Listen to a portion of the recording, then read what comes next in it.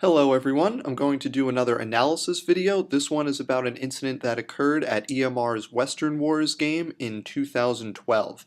This occurred during the dinner battle portion of the game, which means there were relatively few people on the field, which in turn allowed for a lot of maneuvering on a relatively empty field.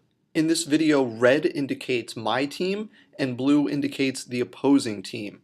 Now, because the field was relatively open during this time, we intended to use it to play the backfield, score points, flip flags that might otherwise go unnoticed. To do that, we went around behind Fort War, which is the large structure at the left. We came upon an area that contains a landmark known as the train station when we encountered 2 to 4, I'm guessing 3 for this video, but 2 to 4 opposing players occupying the train station who presumably had followed the path that I indicate with the blue arrows. So this is the approximate situation before any action actually started in this situation. Let me just give you the lay of the land. This part of the field is fairly dense woods, as you can see extending behind and above our position, the red position, and also around behind and to the left of the blue position. Those woods contain a relatively dense network of roads cutting through the dense paths, so you don't have a lot of hard cover, but you have a lot of soft cover and a lot of indirect cover.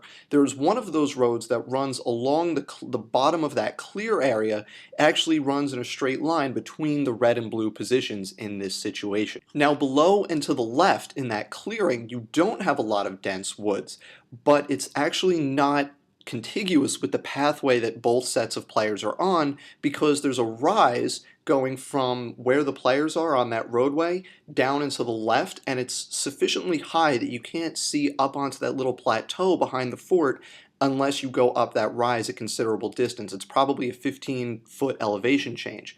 Also, there is fairly thick but soft cover between that plateau and the train station, so you can't actually see from the road up on top of the plateau until you actually go up there, a fact which we would use to our advantage as this situation developed. I want to emphasize at this point that we have not yet seen the blue players. We don't know that the opposing players are in the train station, so we're still advancing up the road in that general direction. But the opposing players saw us and shoot at us, so we stop advancing straight at them. Without even really thinking about it, we do the following.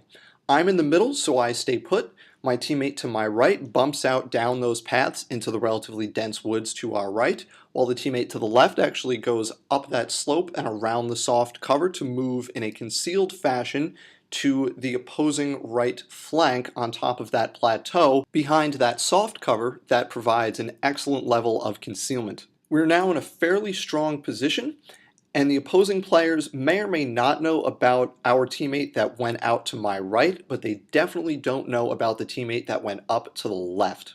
I, as well as the teammate to my right, put down fire to keep the opponent's attention, while our teammate out to the left can do the real legwork here. Because the opponents didn't know he was there at all, he's able to move on them and eliminate all of them without too much trouble. So at the end of the shooting, we have occupied the train station, and then we split up into 2 groups of 1 and 2 to go on our way and do other things.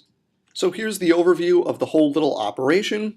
We ran into the opposing players, we split out to both flanks, 2 of us kept them pinned, while the third moved around behind them or off to their flank without being seen, and then was able to very efficiently take them out, and we could go on our way to accomplish what we initially wanted to accomplish in this part of the game.